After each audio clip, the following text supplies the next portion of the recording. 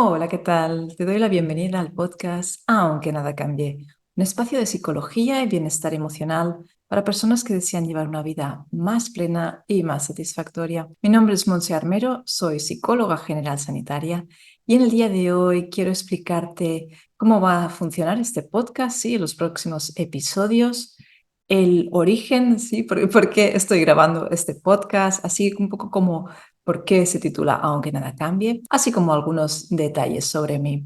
Este podcast va a tener diferentes formatos. Por una parte, vamos a tener entrevistas a profesionales y expertos de la psicología y disciplinas afines. Vamos a entrevistar a personas pues, que estén especializadas en un campo, ya te digo, puede ser la psicología, puede ser la psiquiatría, puede ser diferentes tipos de terapias que estén relacionadas con el bienestar emocional al final y el bienestar global, no solo emocional, sino también un poco el bienestar general que tanto nos afecta también a nivel emocional. Y por otra parte también vamos a tener una serie de testimonios que nos van a estar explicando pues sus experiencias y sus historias de superación. Cuando hablamos de superación, no hablamos de una persona que está fatal y al cabo de un tiempo está perfectamente. Esas cosas nos gusta pensar que pueden suceder, pero no son lo más habitual, ¿sí? Muchas veces lo que nos adentramos es en un camino en el que vamos recopilando ideas, estrategias, aprendizajes que nos permiten sobrellevar mucho mejor las situaciones. Sí que es verdad que en algunas ocasiones, por supuesto, podemos llegar a superar con mayúsculas una situación muy difícil, pero como te decía, pues muchas veces lo que conseguimos más es armarnos con una serie de estrategias que nos permiten llevarlo mucho mejor y que, pues si en algún momento pues hacemos más recaídas o, bueno, pues no lo llevamos tan bien porque la vida pues a veces es así, ¿no? Pues sí que al menos poder sufrir lo menos posible, que yo creo que es al final lo que buscamos, si no todos los seres humanos, casi todos los seres humanos, ¿verdad? Y por otra parte, también tendremos determinados monográficos que realizaré yo misma, sea porque bien la audiencia los pida, ¿sí? Porque sea un tema pues, que interese en especial, o porque desde Aunque nada cambie, consideremos que puede ser un tema que puede pues, dar y aportar valor a la audiencia. Y ahora me gustaría explicarte un poco el origen de este podcast, qué estoy haciendo yo aquí, ¿sí? ¿Quién soy yo y qué estoy haciendo aquí en este podcast? Hay personas que me conocerán porque hace unos meses organicé un congreso sobre la ansiedad, las 1000 caras de la ansiedad.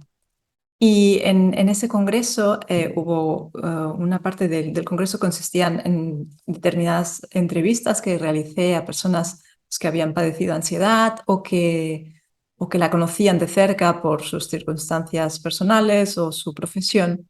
Y ahí es cuando me di cuenta que esto de entrevistar a otras personas me parecía de lo más interesante, no solo por lo que me podía aportar a mí, por supuesto, sino porque es un formato que bueno, no solo me parece interesante, sino que yo creo que las personas pues, pueden aprender de las entrevistas, de lo que se comenta y de lo que surge ahí, ¿no? En esas conversaciones. Así que después de haber acabado el congreso, pues me decidí a pensar en que quería realizar un podcast y por eso aquí estamos. Y el motivo de que se titule Aunque nada cambie. No sé si conoces una frase de Proust, de Marcel Proust, que dice, aunque nada cambie, si yo cambio, todo cambia.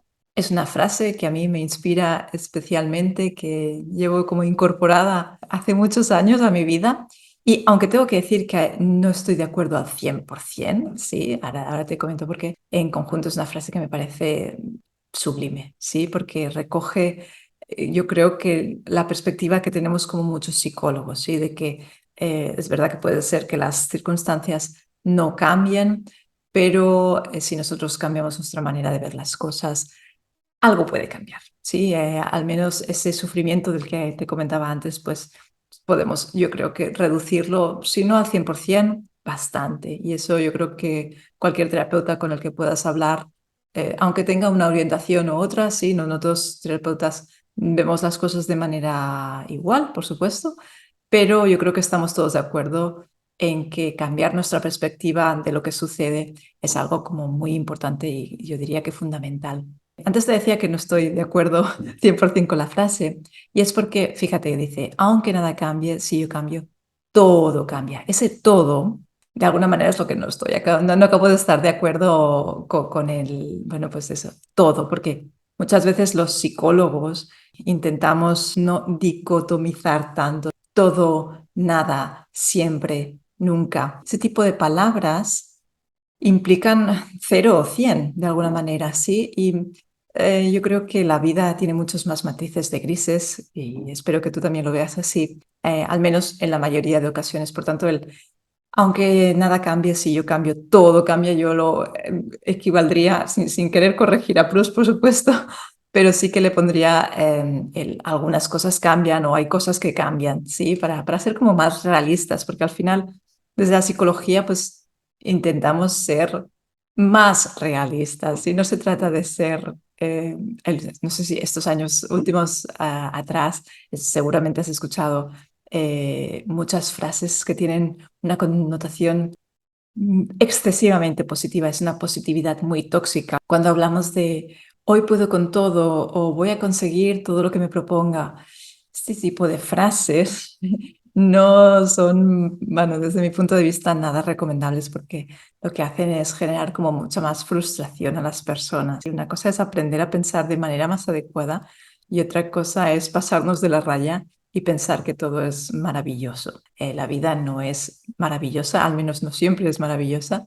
La vida es un poco como un caleidoscopio con muchas caras y no siempre la cara es tan bonita como a veces este tipo de frases nos las pintan, ¿no? Pero bueno, reconduciendo, yo creo que la frase de Proust, aunque nada cambie, si yo cambio, muchas cosas cambian, vamos a decirlo así. Pienso que puede representar de una manera muy adecuada cómo pensamos muchos psicólogos. Y es que cambiar nuestra perspectiva al final lo que consigue es que tengamos una manera de ver las cosas con más posibilidades, con más opciones, no solo la única que estamos viendo o las pocas que estamos viendo, ¿sí? Es abrirnos a contemplar otras opciones. Y eso muchas veces, especialmente cuando estamos mal, es algo que necesitamos hacer. Sobre todo porque vamos a diferenciar muy bien las cosas que podemos cambiar y las cosas que no podemos cambiar.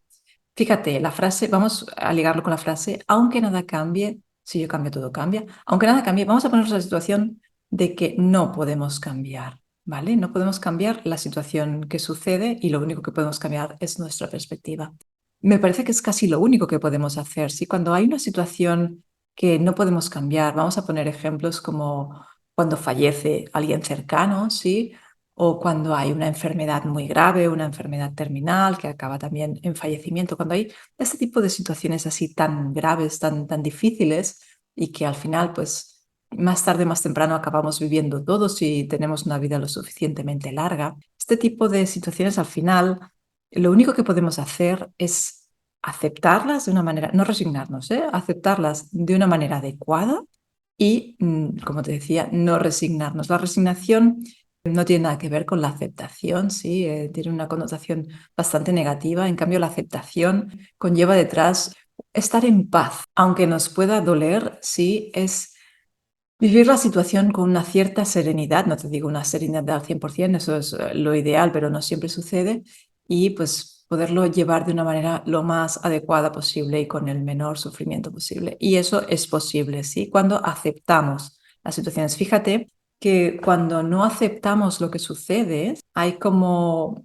una diferencia. Yo quiero que sean las cosas de una manera y las cosas son como son, y hay como una diferencia entre lo que yo quiero y lo que es. Esa diferencia es la fuente básica del sufrimiento, ¿sí? De alguna manera, si, o ponlo al revés, si las cosas son como yo quiero, seguramente estoy contenta, de alguna manera.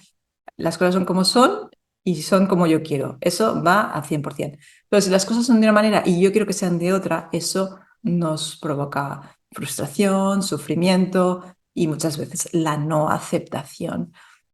Por tanto, es muy importante que aprendamos a aceptar las situaciones que no podemos cambiar. Y no solo estas que te he comentado tan difíciles, tan drásticas. Muchas veces el sufrimiento también viene de situaciones que son menos complejas, pero también muy dolorosas. Por ejemplo, si a mí mañana me despiden de mi trabajo, para mí eso puede ser muy doloroso. O si mi pareja me deja, también puede ser muy doloroso, especialmente si no lo acepto. Fíjate, la aceptación va a ser, vamos a hablar mucho de ella porque, al menos desde mi punto de vista, es una de las bases de la mejora emocional y psicológica, sin ninguna duda.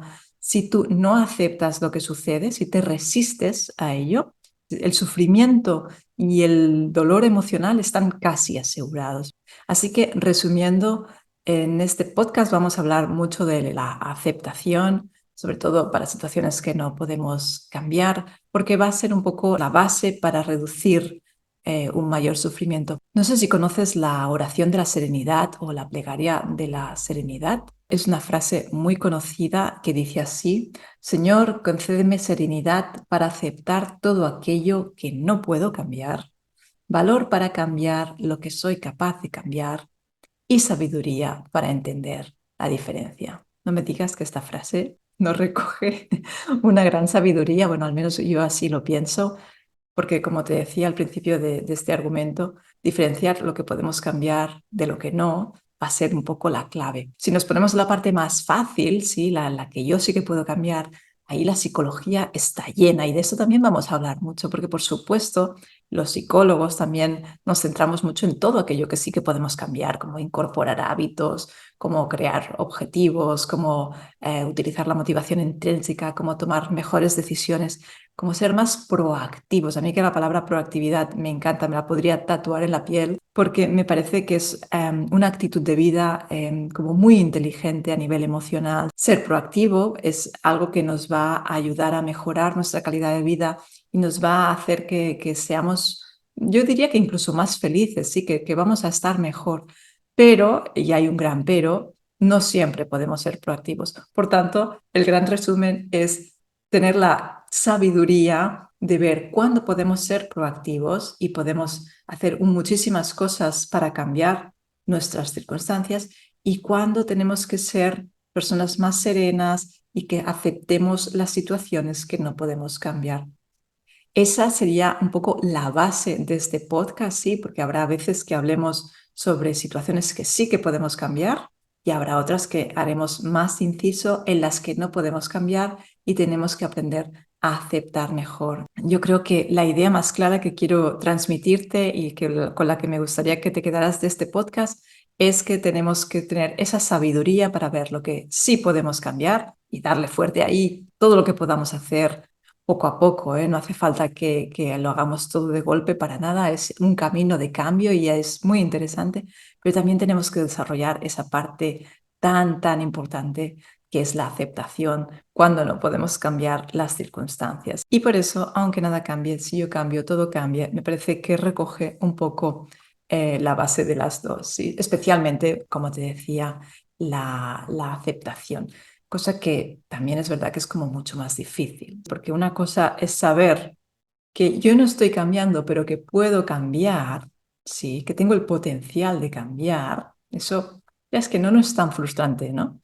Como cuando hay una situación que no puedo cambiar de ninguna de las maneras y que no puedo hacer nada por ello. Entonces ahí o acepto o me frustro, ¿sí?